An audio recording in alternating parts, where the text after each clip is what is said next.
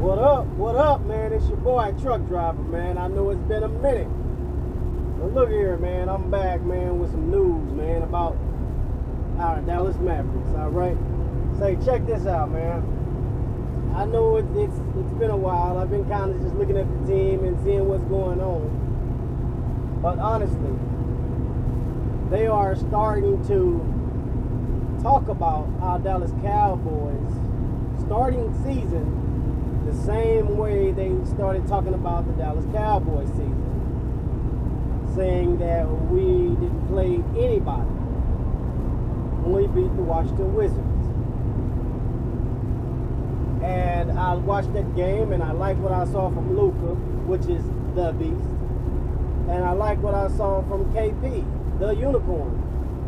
But as I watch YouTube, or as I watch ESPN and First Take, you know, all of that stuff, man, it's only one, well actually now two, but it was only one person, one station, which was the First Take, that said anything about the Dallas Mavericks and the season and the duo and the game that they played. Now, which as of today, when we play, we have a game today. Now, it's been 2 days since anybody ain't talked about the Mavericks at all. And I'm listening to Skip Bayless, Shannon Sharp, and Magic Johnson. And they was asking Magic Johnson questions about Westbrook and James Harden duo. Now, out of all of that, he said he don't think that the Houston Rockets are a playoff team. I mean, you know, they're not a championship team, but they may make it to the playoff. But out of nowhere, he says Luka Doncic and Kristaps Porzingis. Out of nowhere, he says that. And then he say the same thing that I've been saying way before the season started, is that the NBA is sleeping on the Dallas Mavericks. Magic Johnson said he likes what Mark Cuban has built in the Dallas organization with Kristaps Porzingis and Luka Doncic and the shooters that he put around them. And then after that, he says some of the good and great teams that we think that's going to make the playoff is not going to make the playoff because of the simple fact they are sleeping on the Dallas Mavericks. And he's saying how good the Mavericks are. Now, to me, I love this. I like it and I don't like it. I like it because now he's shedding a light on the Dallas Mavericks to be talked about amongst all NBA teams to see, oh, okay, Luka, KP, we need a game plan for them and the shooters. Okay, that's the part I don't like. But what I do like is that they are getting acknowledged as a good duo, as a perfect duo, as a duo that's going to cause some ruckus in the West.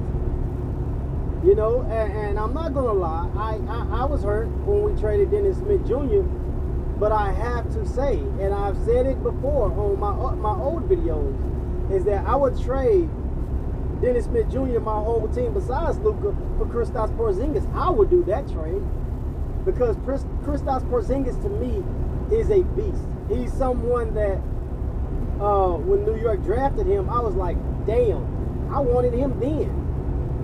You know? But I will say this, man, watching KP play in that first game against Washington, he was taking more, you know, he was taking majority of the threes, and I know he's a three-point shooter. But to me, I think what Rick Carlisle needs to do is put him more from the beginning of the game, put him on the block, and let him, you know, get started on the block. Because once he gets started on the block, then that's when he can make majority of the centers go straight to the paint, to where instead of him going to the block, he could just stay out there at the three-point line and then hit him, because the center always going to think that he's going to come down there, post up, and do work. Okay? Now, what Luka got to work on is nothing. That boy is just, damn it, he's good, man. I mean, You can't say nothing about Luka. And you can't say nothing about KP.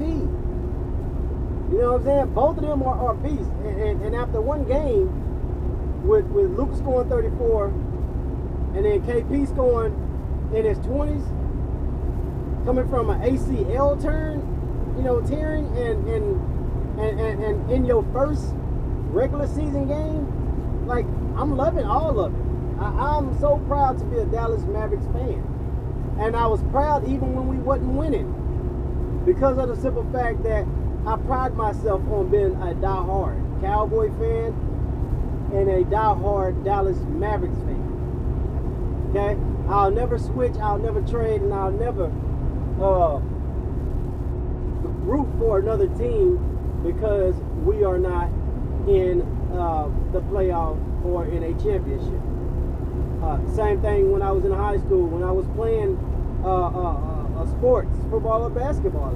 If we didn't make it, I didn't root for the next town over to win a championship or a playoff game because they were still in it and we wasn't. I didn't do that, Yes, the team that I played for, yes, we did make it to a championship. But did we win? No. But still, even my college, I like Texas Longhorn. I feel like, to me, that they need to get back to their winning football. But out of all of that, what I'm saying is that the Dallas Mavericks is getting a light shined on her head by one of the greatest NBA players of all time in Irving Magic Johnson. And what gets me is at the point that Skip Bayless didn't ask him a question about the Mavericks. He asked him a question about the Rockets, Westbrook, James Harden. And I think that he really likes what Mark Cuban is doing. He even talked about Rick Carlisle being one of the greatest coaches in the game today. And I still feel like, to me, as a Dallas Mavericks fan, we just need to make one more trade. Now, to me, I'm not going to lie, I still think that we need a center. And I will say that throughout this whole year, that we need a center, a big body, that can get down low and bang. I mean, I like the White Powell. I haven't seen him play this season. But we need a big body. Like, I feel like, to me, that we should have went after Dwight Howard. Like, even now, we still should go after Carmelo Anthony. Because I feel like, if you think about it, if you have Luka, you have DeLon Wright, point guard. You have Luka, your shooting guard. And then you have Carmelo Anthony, your small forward. And then you have KP, your power forward. We still need a center. Or if not, bring Beaumont off the bench and let him be your center. And if you look at that type of lineup, that is a lineup, to me, and some people, that's a championship lineup. That's a championship lineup. Why? DeLon Wright gonna play defense and he can get you buckets. You can't leave him open, he's gonna hit the three. Luka Doncic, he's a pick and roll killer. He's a one-on-one matchup killer. He's a step back king. He's an inside scoring slasher. Carmelo Anthony right now, I've been looking at his videos and his workout, he still has a jump shot. He still has post moves. He still will shoot, but he just got to learn to take the lesser role of a player. He got to understand that 30 and 40 a night is not going to get it. That doesn't help the team. If he can get that in his mind, he will be a perfect fit here in Dallas beside the team that we have. Now, you want to go to Kristaps Porzingis. Right now, he is showing promise from hitting beyond the arc, or driving the basket, or blocking shots, or getting rebounds. Now, Luka had more rebounds than he did, but KP is only going to get better and better. And that's true and that's real. But I will say this. If we had okay, you could bring just Beaumont. If you bring Beaumont in there, that's your paint presence. That's your rebounds. That's your block shots. That's your paint changer. Cause you even can post up Beaumont down there and he can kill whoever down there one-on-one. I done seen it. You know what I mean? Dallas just gotta know how to play this thing right. Or if not, you have to go out and get you a center. You have to. You know, to me, that's why I hate that they traded Costas Antetokounmpo. I feel like this year he would have been perfect. Because I seen him in his first games with the Lakers over there, and the boy is looking good. Now, I hope we don't regret trading him, or waiving him. I hope we don't regret that. But that guy, man, he's going to be good. You know, I done made videos about Costas.